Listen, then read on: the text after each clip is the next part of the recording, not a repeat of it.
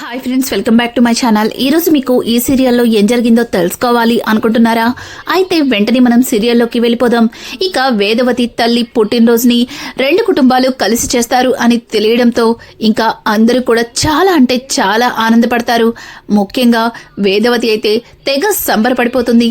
కానీ ధీరజ్ మొహంలో అస్సలు సంతోషం కనిపించదు.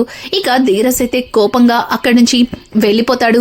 ధీరజ్ ని అలా చూసేసరికి ఇక ప్రేమ అయితే రే ధీరజ్ ఆగరా అంటూ ఇక తన వెంటే వెళ్తుంది. ఇంకా ధీరజ్ అయితే బయట కూర్చోవడంతో ఇక ప్రేమ ధీరజ్ పక్కనే కూర్చుని ఏంట్రా అందరూ సంతోషంగా ఉంటే నువ్వు మాత్రం ఇలా డల్ గా కూర్చున్నావు అని అంటుంటే, చూడు మీ వాళ్ళు మన కుటుంబంతో కలిసి పైగా మన ఇంట్లో బామ్మ పుట్టినరోజు చేస్తున్నారు అంటే దానికి ఏదో ఒక కారణం ఉండే ఉంటుంది. వాళ్ళని అంత ఈజీగా నమ్మడానికి లేదు అంటూ ఇక ధీరజ్ మాట్లాడుతూ ఉంటే, ప్రేమ అదేంట్రా అలా మాట్లాడుతున్నావు? నానమ్మ చెప్పింది కదా, మొదట్లో ఒప్పుకోకపోయినా నానమ్మ బాధని చూడలేక అత్త ఒప్పుకుంది అని. మరి నువ్వెందుకురా ఇలా మాట్లాడుతున్నావు అంటూ ఇక ప్రేమ మాట్లాడుతూ ఉంటే, ఏయ్ నీకెలా చెప్పాలే, నీకెలా చెప్తే అర్థమవుతుంది? ఇంతవరకు మీ అత్త మీ నాన్న మన కుటుంబం మీద పగ తీర్చుకోవడానికి ఏదో ఒకటి చేస్తూనే వచ్చారు. మరి ఉన్న పలంగా వాళ్ళకి మనతో కలిసి ఈ పుట్టినరోజు వేడుకని చెయ్యాలని ఎందుకు అనిపిస్తుంది?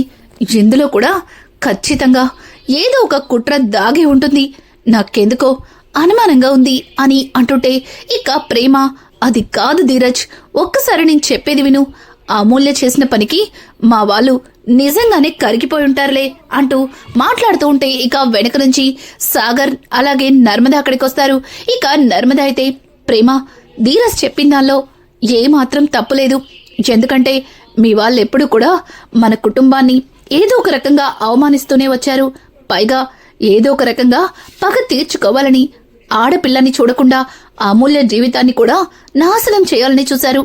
మరిప్పుడు ఉన్న పలంగా మారిపోయారు అంటే ఎవరికన్నా ఇట్లాంటి అనుమానాలే వస్తాయి అని అంటుంటే ఇక ప్రేమ చాలా కోపంగా, అంటే మా వాళ్ళిప్పుడు ఇక్కడికి రావడం మీకు ఇష్టం లేదు అంటే రెండు కుటుంబాలు కలిసిపోతాయేమోనని మీరు కలిసిపోకూడదని ఒప్పుకుంటున్నారు, అందుకే కదా ఇలా మాట్లాడుతున్నారు అంటూ ఇక ప్రేమ అయితే అర్థం చేసుకోకుండా ఇంకా తనైతే వాళ్ళకి ఎదురు తిరిగి మాట్లాడుతుంది. ఒక్కసారిగా ప్రేమ మాటలకి ధీరజ్, ఏయ్ పొట్టి ఏంటి ఇలా మాట్లాడుతున్నావు? రెండు కుటుంబాలు నిజంగానే కలిసిపోతే మొదటిగా సంతోషించేది నేనే, కానీ వాళ్ళు ఏం కుట్రతో కలవాలనుకుంటున్నారో అని అంటుంటే, రే ఇంకొక్కసారి అలా అన్నామంటే ఊరుకునేది లేదు. చూడు మా నాన్నమ్మ పుట్టినరోజు రెండు కుటుంబాలు సంతోషంగా జరుపుకుంటాయి. ఇందులో ఎటువంటి అనుమానాలు లేవు.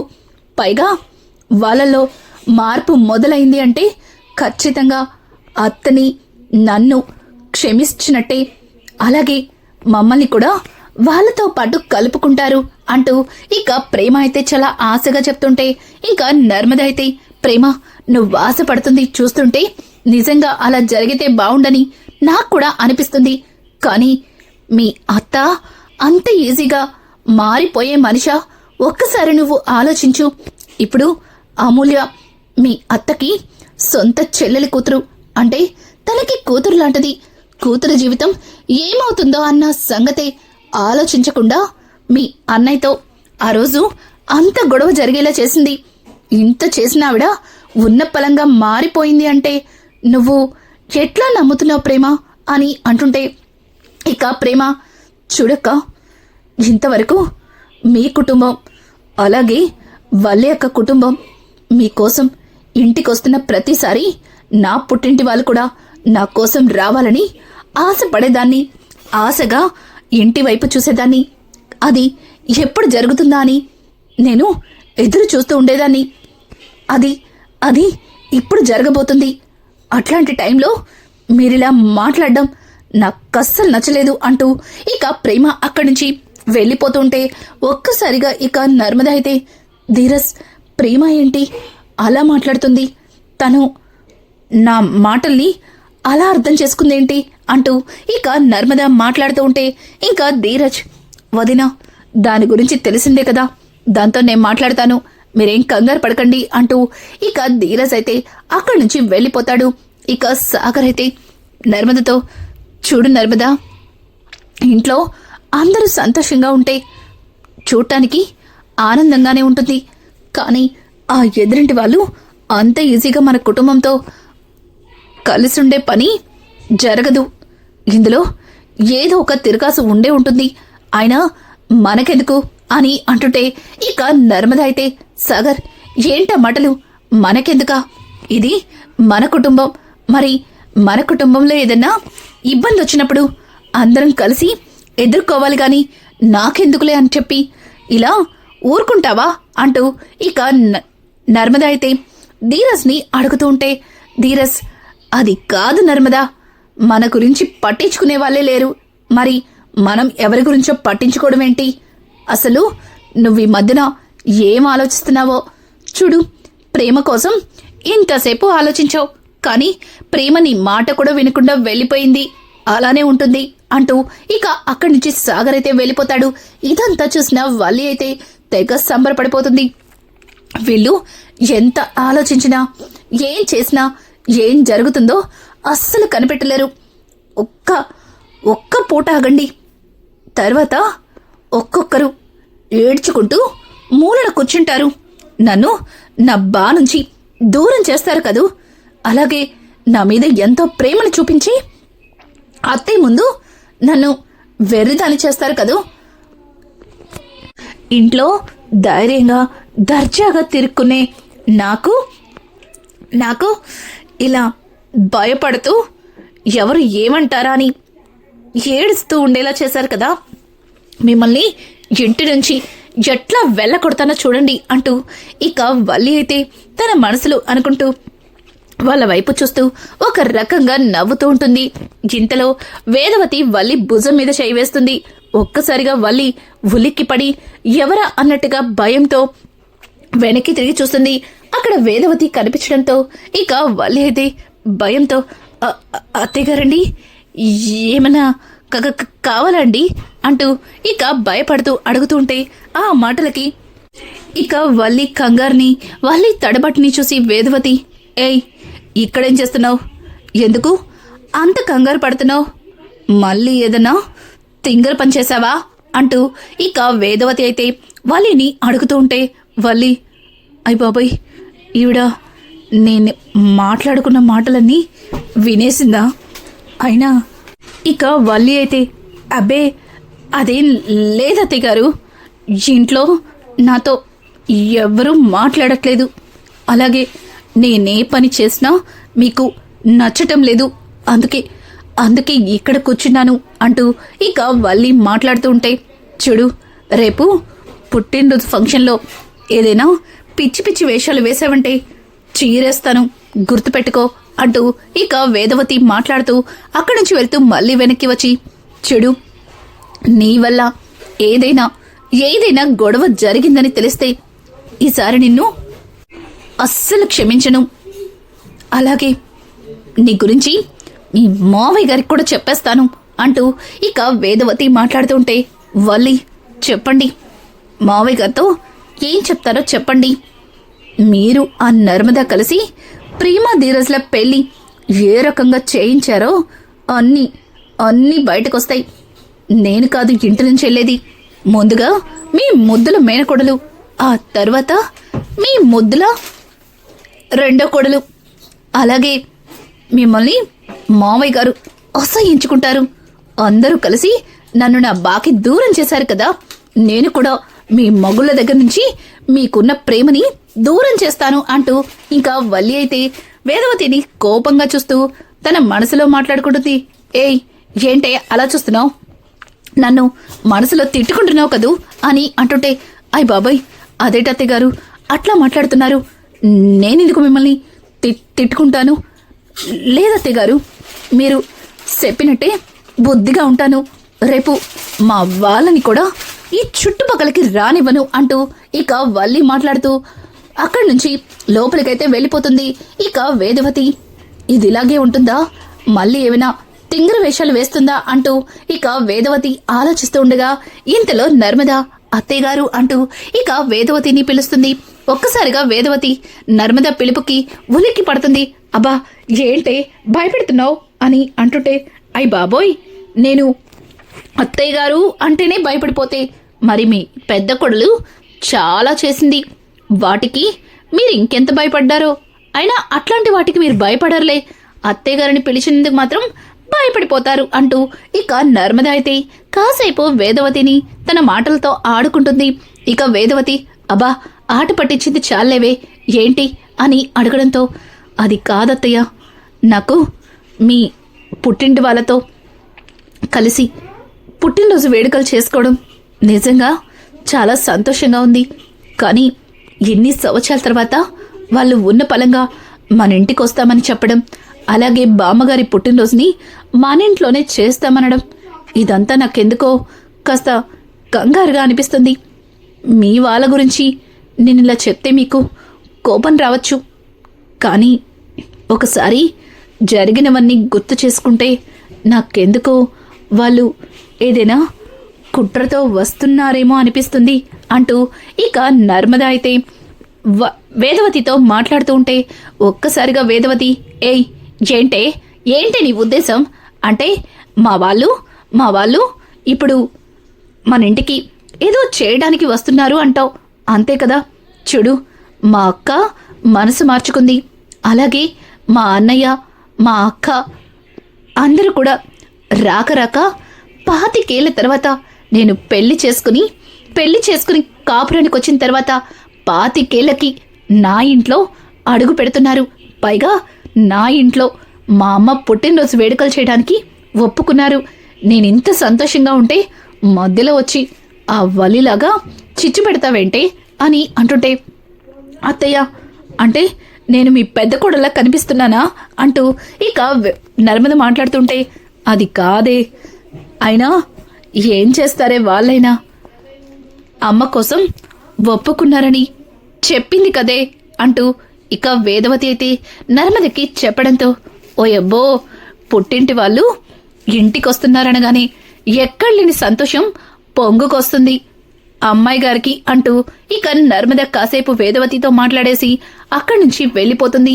ఇక బయట గార్డెన్లో కూర్చున్న ధీరజ్ని చూసి నర్మద, ధీరజ్, నాకెందుకో నిన్న ఉన్న పలంగా మీరు ఇక్కడ నుంచి మోపిదేవి వెళ్ళడం, అలాగే ఇప్పుడు సడన్గా ఆ భద్రావతి వాళ్ళు బామ్మగారి పుట్టినరోజుని మన ఇంట్లోనే జరిపిస్తానని చెప్పడం, ఇదంతా చూస్తుంటే నాకెందుకో అనుమానంగా ఉంది. ఇది ఎక్కడికి దారి తీస్తుందానని భయంగా ఉంది అంటూ ఇక నర్మద మాట్లాడుతూ ఉంటే దానికి ధీరజ్ కూడా, అవును వదినా, నాకు కూడా అలాగే అనిపిస్తుంది. నిన్న మోపిదేవి వెళ్ళినప్పుడు నేను ప్రేమ ఇద్దరం కూడా చాలా భయంగానే వెళ్ళాం. కానీ అక్కడికి వెళ్ళాక ఆ ఇన్స్పెక్టర్ మాటలు విన్న తర్వాత కాస్త ఊపిరి పీల్చుకున్నాం. కానీ ఉన్న పలంగా వేరే కేసు వల్ల వాళ్ళని పిలవకుండా మమ్మల్ని పిలవడం, అలాగే ఇప్పుడు ఈ పుట్టినరోజు వేడుకలు జరిపించడం, ఇదంతా చూస్తుంటే నాకెందుకో అనుమానంగా ఉంది. ఎందుకైనా మంచిది మనం కాస్త అలర్ట్గా ఉండాలి అంటూ ఇక ధీరజ్ అయితే నర్మదతో చెప్పి, వదినా, ప్రేమ గురించి నాకంటే ఎక్కువగా మీకే తెలుసు తన మాటలకి అని అంటుంటే ఇక నర్మద, ఏం మాట్లాడుతున్నావయ్యా, అయినా తనెవరు? నా చెల్లెలు నన్ను ఒక మాట అంటే దానికి నేనెందుకు బాధపడతాను అంటూ ఇక నర్మద అయితే ధీరజ్తో అంటూ అక్కడి నుంచి వెళ్ళిపోతుంది. ఇక ధీరజ్ కూడా చిన్నగా నవ్వేసి ఊరుకుంటాడు. ఇక ఉదయాన్నే బయట పెద్దావిడి కోసం రంగరంగ వైభవంగా ఇక పుట్టినరోజు వేడుకలైతే మొదలవుతాయి. ఇక వేదవతి అయితే, ఏవండి, ఇంకా రెడీ అవ్వలేదా? ఇంకాసేపట్లో మా అక్క, అన్నయ్య, అమ్మ వాళ్ళు వస్తారండి. మీరు ఇంత లేట్ అయితే ఎలా అండి? ఆడవాళ్ళగా గదిలో నుంచి బయటికి రారేంటి అంటూ ఇక వేదవతి అయితే హాల్లో నుంచుని తెగ హడావుడి చేస్తుంది. ఇక వేదవతి హడావుడి చూసి ఇంట్లో అందరూ కూడా నవ్వుకుంటారు. ఇక నర్మద అయితే, చూడండి హోమ్ మినిస్టర్ గారు, మీ వాళ్ళు వచ్చేది ఈ అమెరికా నుంచో ఫారెన్ నుంచో కాదు, ఎదురింట్లో నుంచి మన ఇంటికే. అయినా వాళ్ళు వచ్చేటప్పుడు తెలుస్తుంది కదా, మీరు ఉదయం నుంచి ఇంత హడావుడి చేయాల్సిన అవసరం ఏముంది అని అంటుంటే, ఏయ్ ఏంటే మా వాళ్ళు వస్తున్నారని నీకు కుళ్ళు, అందుకే ఇలా మాట్లాడుతున్నావు అని అంటుంటే, అవునవును మీ వాళ్ళు వస్తున్నారని నాకు కుళ్ళు, మరి మీ వాళ్ళని ఎప్పుడన్నా చూశానా అంటూ ఇక నర్మద అయితే మూతి విరుచుకుంటూ వేదవతిని రెచ్చగొట్టినట్టు మాట్లాడుతుంది. ఇక ఇంతలో రామరాజు, అబ్బబ్బా ఏంటి బుజ్జమ్మ, అమ్మాయి అన్నదానిలో తప్పేముంది, మీ వాళ్ళు ఎదురింటి నుంచే కదా వస్తున్నారు, వచ్చేటప్పుడు తెలుస్తుంది కదా, ఎందుకు ఇంతలా హడావుడి చేస్తున్నావు అంటూ ఇక రామరాజు కూడా వేదవతితో మాట్లాడుతూ ఉంటే, ఇంకా ఇక్కడ చూస్తే భద్రావతి అలాగే సేనాపతి ఇద్దరు మాట్లాడుకుంటూ, సేనాపతి అయితే అక్క మనం ఆ పగోడింటికెళ్ళి అమ్మ పుట్టినరోజు చేయడం ఏంటి, అయినా ఆ కొంపలో నేను అడుగు పెట్టడం ఏంటి, నాకు వాడంటేనే చిరాకు, మరి వాడి కొంపలో అడుగు పెట్టడం నా వల్ల కాదు అంటూ ఇక సేనాపతి మాట్లాడుతుంటే, ఆ మాటలకి భద్రావతి, సేనా మనం వెళ్ళేది అమ్మ పుట్టినరోజు వేడుకం చేయడానికి, ఇలా వాడి మీద కోపాన్ని చూపించడానికి కాదు. చూడు వాడి మీద ఎంత కోపం పగ ఉన్నా సరే అస్సలు బయట పెట్టద్దు. అమ్మ పుట్టినరోజు వేడుకలు పూర్తయ్యే వరకు మౌనంగా ఉందాం. ఆ తర్వాత మన ప్రేమని మనతో పాటు మన ఇంటికి తెచ్చుకుందాం అని అంటుంటే, ఒక్కసారిగా అక్కడికి వచ్చిన విశ్వకైతే, అత్త ఏమంటున్నావు, ప్రేమని మన ఇంటికి తెచ్చుకోవడం ఏంటి అని అంటుంటే, ఇక భద్రావతి అయితే వస్తుంది, మనం తెచ్చుకోవడం కాదు, ప్రేమని మన ఇంటికి వస్తుంది అని అంటుంటే, అక్క నువ్వేం చెప్తున్నావో నాకు అర్థం కావట్లేదు అని అంటుంటే, ఇక భద్రావతి, ఎన్ని రోజులు ఆ రామరాజు గారి కొడుకు ప్రేమని ప్రేమించి పెళ్లి చేసుకున్నాడు అనుకున్నాను, అలాగే మన ప్రేమ కూడా వాణ్ణి ప్రేమించే పెళ్లి చేసుకుందనుకున్నాను, కానీ వాళ్ళిద్దరిది నిజమైన ప్రేమ కాదని, వాళ్ళిద్దరి ప్రేమ మధ్యలో చాలా పెద్ద స్టోరీ ఉందని ఇప్పుడిప్పుడే అర్థమైంది. అది తెలుసుకున్నాను కాబట్టి వాడి ఇంట్లోనే అమ్మ పుట్టినరోజు వేడుకని ఏర్పాటు చేశాను అంటూ ఇక భద్రావతి అయితే చాలా గట్టి ప్లాన్తోనే ఆ ఇంటికి వెళ్ళడానికి నిర్ణయించుకుందని చూసే వాళ్ళకైతే అర్థమవుతుంది. ఇక విశ్వకైతే, అత్త నువ్వేం చెప్తున్నావో నాకు అర్థం కావట్లేదు, ఆ ప్రేమ మన ప్రేమ ధీరజ్ ప్రేమించి పెళ్లి చేసుకున్నారు కదా, అందుకే కదా ఇష్టం లేని పెళ్లి చేసుకోకుండా ధీరజ్ని పెళ్లి చేసుకుంది ప్రేమ అని అంటుంటే, రేయ్ నీకు అదే తెలుసు, పూర్తిగా తెలియకలా మాట్లాడుతున్నావు అంటూ ఇక భద్రావతి అయితే విశ్వక్తో, అయినా అదంతా నీకెందుకు, మేం చూసుకుంటాం, ముందు మీ అమ్మ రెడీ అయిందో లేదో చూసిరా అంటూ ఇక విశ్వక్ అక్కడి నుంచి పంపిస్తుంది. విశ్వక్ అయితే భద్రావతి మాటలకి కాస్త అనుమానం వస్తుంది.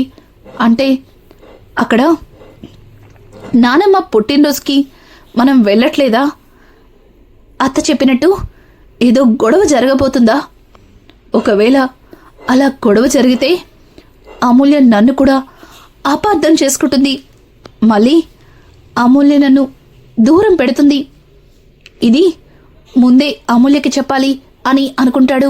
అలాగే అమూల్య కంటే ముందుగా ఇక ధీరజ్తో మాట్లాడతానని ఇక విశ్వకైతే అనుకుని అక్కడి నుంచి హడావుడిగా బయటకైతే వెళ్తాడు. ఇక ధీరజ్ అయితే ఫంక్షన్ కోసం అన్ని ఏర్పాట్లు చేస్తూ ఇక చైర్లు వేయిస్తాడు.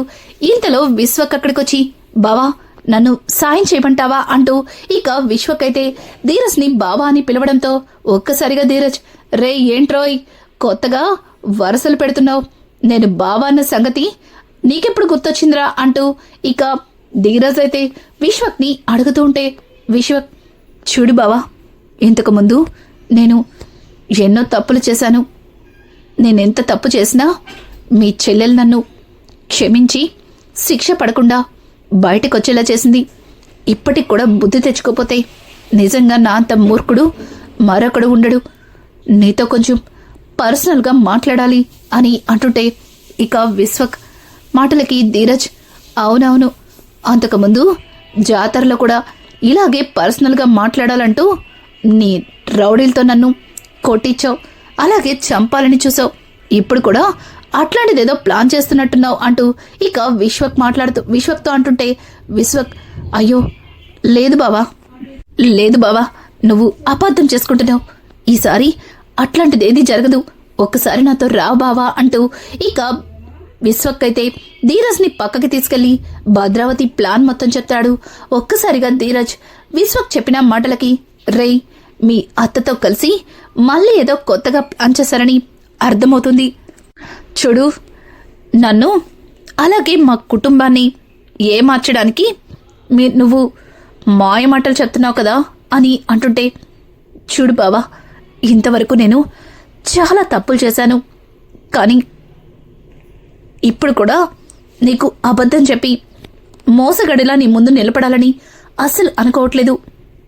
ఒట్టేసి చెప్తున్నాను, నేను ఎవరి మీద ఒట్టేస్తే నమ్ముతావో వాళ్ళ మీదే ఒట్టేస్తున్నాను. మా భద్రావతి అత్త మీద ఒట్టు, నిజంగా వాళ్ళు ఇదే ప్లాన్ చేశారు, నీకు చెప్పాలని వచ్చాను అంటూ ఇక విశ్వకైతే భద్రావతి ప్లాన్ని ముందుగానే ధీరజ్కైతే చెప్పేస్తాడు. ఇక ధీరజ్ అయితే, ఏంటి ప్రేమది నాది, ప్రేమ పెళ్లి కాదని ఈ భద్రంకి ఎలా తెలిసింది అంటే, భద్రం నిజంగానే నాది ప్రేమ పెళ్లి కాదు అన్న సంగతిని అందరి ముందు బయట పెట్టడానికే ఈ ఫంక్షన్ ఏర్పాట్లు చేయమందా అంటూ ఇక విశ్వకైతే ధీరజ్ అయితే ఆలోచనలో పడతాడు. రానున్న ఎపిసోడ్స్ మరింత ఇంట్రెస్టింగ్గా మారిపోతున్నాయి. ఇక ధీరజ్ అయితే ముందుగానే అసలు విషయాన్ని తెలుసుకున్నాడు కాబట్టి భద్రావతి ప్లాన్ని ఎట్లా తిప్పి కొట్టబోతున్నాడు. ఇలాంటి లేటెస్ట్ ఎపిసోడ్స్ మీకు ముందుగా కావాలి అనుకుంటే మా ఛానల్ని సబ్స్క్రైబ్ చేసుకోవడం మాత్రం మర్చిపోకండి. Thanks for watching. Hi friends, welcome back to my channel. ఈరోజు మీకు ఈ సీరియల్లో ఏం జరిగిందో తెలుసుకోవాలి అనుకుంటున్నారా? అయితే వెంటనే మనం సీరియల్లోకి వెళ్ళిపోదాం. ఇక